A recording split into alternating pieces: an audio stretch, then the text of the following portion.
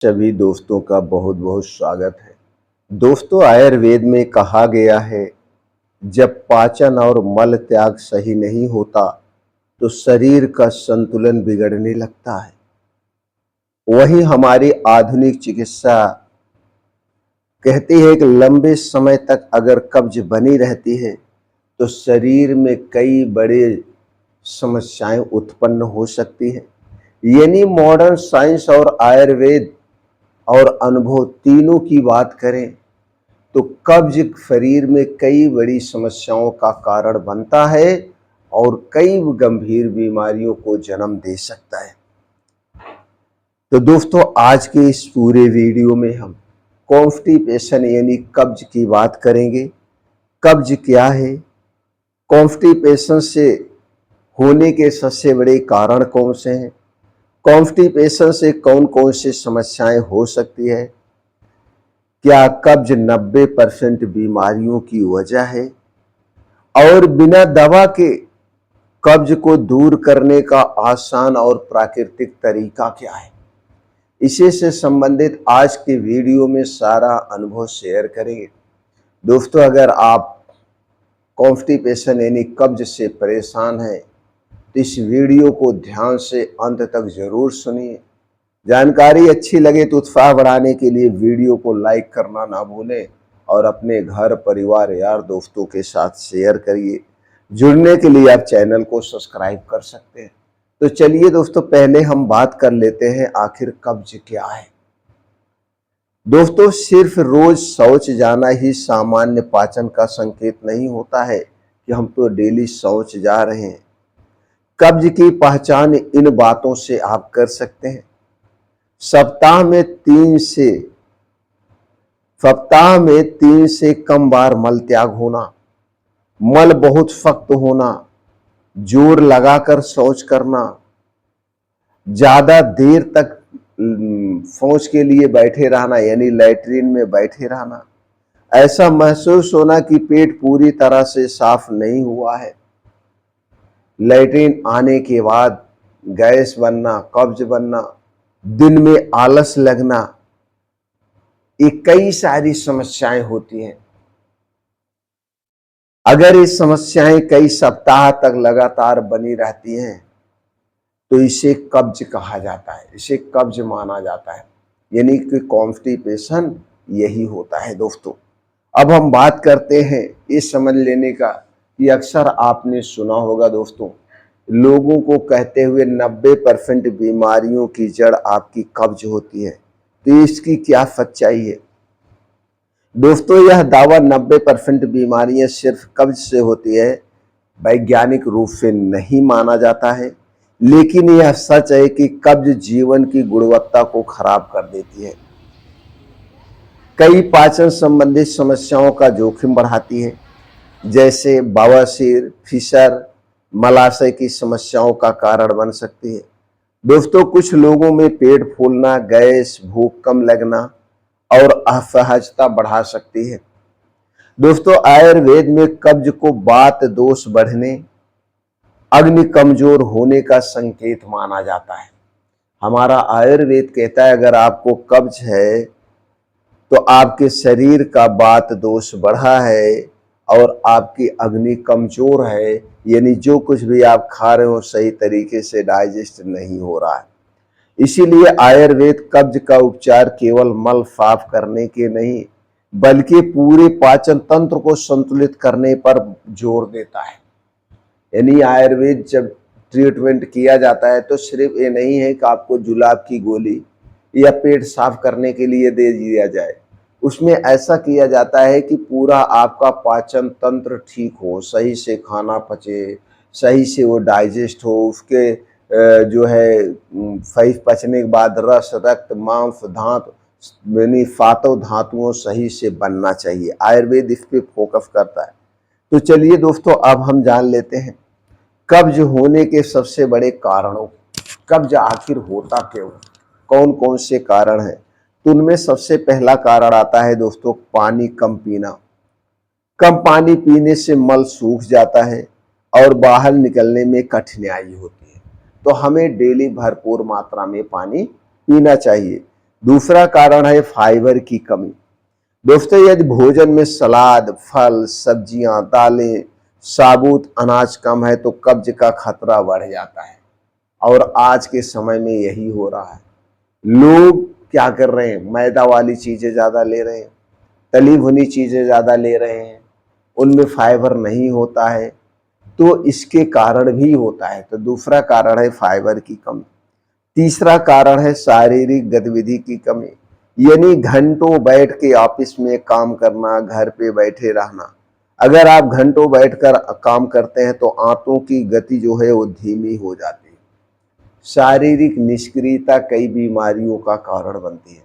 इसीलिए कहा गया है, अगर आप ऑफिस में बैठने वाला कोई काम कर रहे हैं तो 1 घंटे के बाद थोड़ी देर इधर उधर टहल लेना चाहिए। चौथा कारण है बार बार जंक फूड का प्रयोग करना, जैसे मैदा, fast food, junk food, processed food या प्रोसेस्ड भोजन। ये सारी चीज़ों में फाइबर ना के बराबर होता है। रिफाइन कार्ब्स होते हैं, अगर वो मीठी चीज़ें हैं तो उसमें चीनी का प्रयोग होता है। और ये सारी चीज़ें हमारे पाचन तंत्र को स्लो करती हैं, शरीर में इन्फ्लामेशन लाती है और वो वेस्ट पदार्थ हाथों में चिपकने लगते हैं। पांचवा कारण है शौच को रोकना, जैसे बार बार शौच की इच्छा होने को रोकने से शरीर की प्राकृतिक जो आदत है वो प्रभावित हो जाती है। इसीलिए जब हमें शौच की इच्छा हो तो हमें तुरंत लेटरिन जाना चाहिए। तनाव और चिंता। दोस्तों, ये हमारा दिमाग और आंतों का गहरा रिश्ता है, बहुत गहरा संबंध है।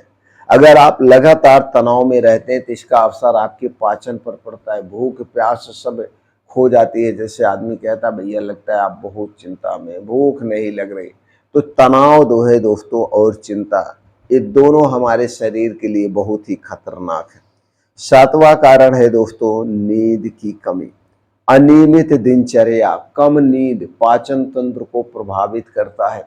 आयुर्वेद में कहा गया है जितनी गहरी नींद में आप सोएंगे उतनी ही गहराई से आपका शरीर अपने आप को रिलैक्स करता है, उतनी ही गहराई से हमारा शरीर हील करता है।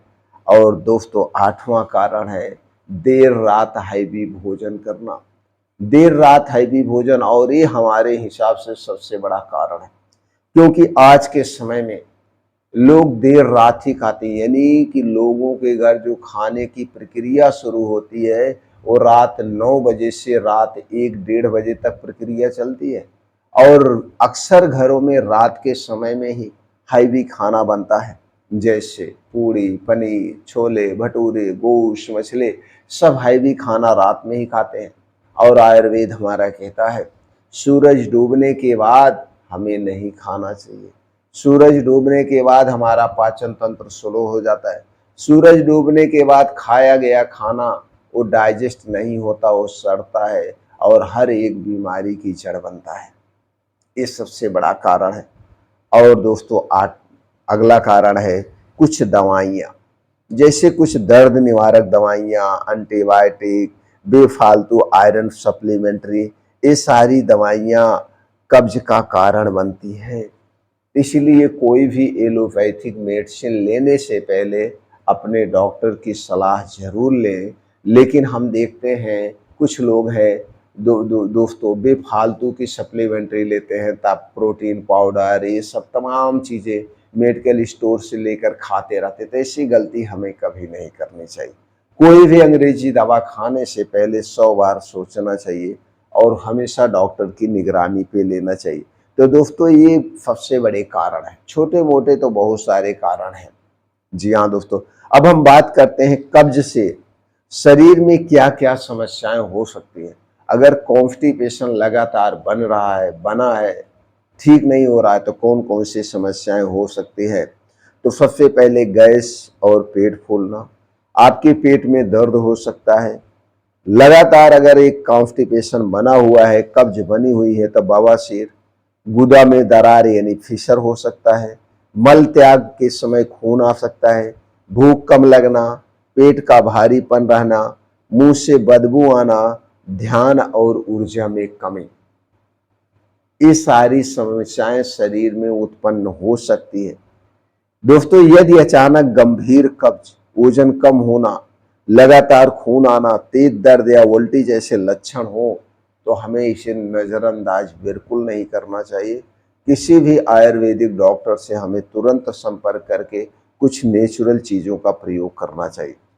तो चलिए जानते हैं दोस्तों आयुर्वेद इन सबके पीछे क्या कहता है।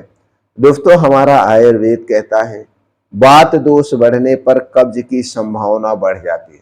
अगर हमारे शरीर का वात दोष बढ़ रहा है तो कॉन्स्टिपेशन यानी कब्ज की संभावना ज़्यादा हो जाती है। अग्नि कमजोर होने से भोजन ठीक से नहीं पचता है। दिनचर्या, भोजन और जीवन शैली सुधारना उपचार का मुख्य आधार है। हमारा आयुर्वेद कहता है जब भी आपको कॉन्स्टिपेशन हो तो सबसे पहले दिनचर्या पे फोकस कीजिए। समय से खाइए, समय से सोइए। इसके बाद भोजन में संतुलित भोजन होना चाहिए और जीवन शैली पर विशेष ध्यान देना चाहिए। अपनी लाइफ स्टाइल तुरंत बदल देना चाहिए। चलिए दोस्तों अब जानते हैं कब्ज दूर करने के कुछ आसान प्राकृतिक उपाय के बारे में। तो हम शुरुआत सुबह से करते हैं। तो सबसे पहले दोस्तों जब आप सुबह उठिए, सुबह उठने के लिए आप सुबह 5 बजे या सूरज उगने के पहले उठ जाइए। सूरज उगने के पहले हमारी जो डेली की दिनचर्या होती है जैसे लैट्रिन, दतुअन, ब्रश ये सब हो जाना चाहिए। तो सुबह उठने के बाद सबसे पहले क्या करना है, जब हम बिस्तर से उठें तो सबसे पहले उठने के बाद आप जाइए किचन में। मुंह नहीं धुलना है, बासी मुंह निराहार 1 से 2 गिलास अपनी क्षमता के अनुसार गुनगुना पानी पीजिए। चाहे गर्मी हो, ठंडी हो, बारिश हो, कोई भी चीज़। तो 1 से 2 गिलास गुनगुना पानी बैठ करके घूट घूट करके पीजिए। उसके बाद थोड़ा सा इधर उधर आप टहल लीजिए। टहलने के बाद अब आपको क्या करना है, टहलने के बाद आप फ्रेश हो जाइए, दतुअन ब्रश कर लीजिए। उसके बाद दोस्तों सुबह हो जाती है, सूरज निकल चुका हुआ है। अब आप घर छोड़ दीजिए, साथ में मोबाइल नहीं होगा, घर छोड़ दीजिए। ऐसे स्थान को सिलेक्ट करिए जहाँ मिट्टी हो, हरी घास हो, उस पे जाइए। नंगे पांव अपने पूरी शारीरिक क्षमता के अनुसार कम से कम 30 से 40 मिनट 30 से 40 मिनट तेज गति से मॉर्निंग वॉक करिए, दौड़ लगाइए जैसे आपकी उम्र है। बस इतना ध्यान देना, इतनी तेज चलना है कि शरीर से पसीना आ जाए और सांस फूल जाए। चलने के बाद जब आप ये सब हो जाए तो दोस्तों वहीं बैठ के कुछ योगा करिए, दंड बैठक, सपाट मारिए, भीम चुनिए, अनुलोम विलोम, कपालभाति, कुछ योगा प्राणायाम करिए। मतलब 1 से 1.5 घंटे आपको ये सारी चीजें करना है।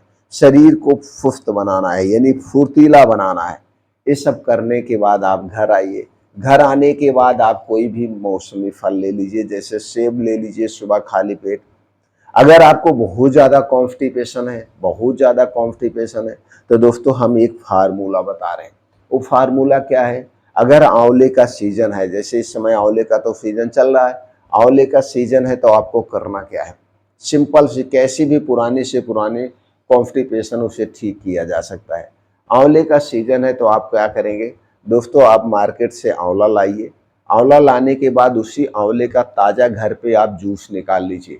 जूस कितना निकालना है, जैसे कॉन्स्टिपेशन अगर बहुत ज़्यादा है, बहुत ज़्यादा लैट्रिन टाइट हो रही है तो 50 से 60 ml जूस निकाल लीजिए। अगर कॉन्स्टिपेशन कम है तो इसी जूस की मात्रा को घटा देना है, घटाना बढ़ाना इसी से होगा। अब करना क्या है दोस्तों, अदरक वाला पानी बना लीजिए, अदरक का पानी। तो अदरक का पानी बनाने के लिए 2 कप पानी गैस पे चढ़ाइए, उसमें 1 इंच का अदरक का टुकड़ा डाल दीजिए, दो काली मिर्च डाल दीजिए और पानी को बढ़िया से उबाल दीजिए। जब वो पानी बढ़िया से उबल जाए उस पानी को आप छान लेना है। पानी छानने के बाद ये जो आंवला का जूस आपने घर पे तैयार किया है, आंवले के जूस को उबालना नहीं, जब वो अदरक वाला पानी आप छान लेंगे, आंवले के जूस को दोनों को एक में मिला के इसी को खाली पेट पीना है। बस ध्यान देना है, इसको पीने के 1.5-2 घंटे बाद तक कुछ भी नहीं खाना पीना है। हो सकता है इसे पीने के बाद आपको लैट्रिन जाना पड़ जाए तो घबराने की बात नहीं है। तो 1 से 2 दिन में पुरानी से पुरानी कॉन्स्टिपेशन कम हो जाती है, यानी कि दूर होने लगती है। अगर आपका लैट्रिन खुल के साफ होने लगे तो दोस्तों आंवले के जो जूस है वो 50 से 60 ml जो आप लिए उसको घटाते जाइए। या अगर आपका पेट साफ हो गया तो आप बंद कर दीजिए। 3 से 4 दिन आपको करना पड़ेगा, सही हो जाएगा। उसके बाद दोस्तों आप कुछ भी अपना खाना खा सकते हैं। आपके खाने में सबसे ज़्यादा क्या चीज़ें होंगी, सबसे ज़्यादा आपके खाने में 2 से 3 फल डेली खाना चाहिए। फल होना चाहिए, हरी साग सब्जियाँ खूब होनी चाहिए, सलाद होना चाहिए, दालें आप लीजिए, अमरूद खाइए, पपीता मौसमी फल लीजिए, और बीन्स को भिगो के ले सकते हैं, ड्राई फ्रूट भिगो के ले सकते हैं, और दिन भर पर्याप्त मात्रा में पानी पीजिए। दिन भर पर्याप्त मात्रा में पानी पीना है, तनाव कम करना है। 7 से 8 घंटे की गहरी नींद चाहिए। तो 7 से 8 घंटे की गहरी नींद लेने के लिए आप रात का खाना सूरज डूबने के पहले कर लीजिए, और सूरज डूबने के बाद खाने के नाम पे कुछ मत खाइए, सिर्फ सादा पानी पी लीजिए। सादा पानी पीना, और 9 से 10 बजे के बीच में हमें सो जाना है। किसी भी कीमत पर 9 से 10 बजे के बीच में सो जाना है। 10 बजे के बाद हमें नहीं जागना है। नींद का बहुत बड़ा रोल अदा होता है, इसमें नींद का बहुत बड़ा रोल है दोस्तों, इसको आपको ध्यान देना है। तो अगर आप ऐसा करते हैं तो आपका जो है दोस्तों कब्ज आराम मिल जाएगा। इसके बाद भी अगर आपको आराम नहीं मिल रहा है तो आंवले का जो जूस है उसी को घटा बढ़ा देना हो जाएगा। ये पहला फार्मूला है। दूसरा फार्मूला है त्रिफला चूर्ण। अगर आपको हल्की कॉन्स्टिपेशन है, गैस कब्ज एसिडिटी भी रहती है, शरीर के वात पित्त कफ तीनों को कंट्रोल करता है त्रिफला चूर्ण। तो रात में दोस्तों आपको क्या करना है, 1 चम्मच त्रिफला चूर्ण, 1 चम्मच आप त्रिफला चूर्ण आप ले लेंगे। 1 से 1.5 चम्मच आप ले लीजिए। त्रिफला चूर्ण भी आप घटा बढ़ा सकते हैं। तो रात में खाना खाने के 1 घंटे के बाद गर्म पानी के साथ लेंगे तो सुबह पेट खुल के साफ हो जाएगा। या फिर इसबगोल की भूसी भी ले सकते हैं। 10 ग्राम इसबगोल की भूसी आप ले लीजिए, इसको पानी में भिगो करके और खा लीजिए रात खाना खाने के 1 घंटे बाद। इससे भी पेट साफ हो जाता है। यानी कि सब सेफ फार्मूला है, इसका कोई साइड इफेक्ट नहीं है। हाँ, अगर आपके शरीर में कोई और समस्या है या किसी गंभीर बीमारी के लिए आप कोई मेडिसिन ले रहे हैं तो आप डॉक्टर की निगरानी पे लीजिए। बिना डॉक्टर की निगरानी पे हमें कोई भी नुस्खा नहीं अपनाना चाहिए। तो दोस्तों इस तरह से कॉन्स्टिपेशन को आप ठीक कर सकते हैं, लेकिन आपको हमेशा ध्यान देने की ज़रूरत है। दोस्तों हमें कब्ज को हल्के में नहीं लेना चाहिए, कब्ज को हल्के में नहीं लेना चाहिए। और यह दोस्तों एक बीमारी की समस्या नहीं होती, कई बीमारी की समस्या होती है। तो सबसे पहले लाइफ स्टाइल बदलना है। क्या क्या नहीं करना है दोस्तों, कोई भी जंक फूड नहीं लेना है, चाय कॉफ़ी नहीं लेना है, ठंडा पेय पदार्थ नहीं लेना है, कोल्ड ड्रिंक सॉफ्ट ड्रिंक कुछ भी नहीं लेना, बस घर का खाना खाना है।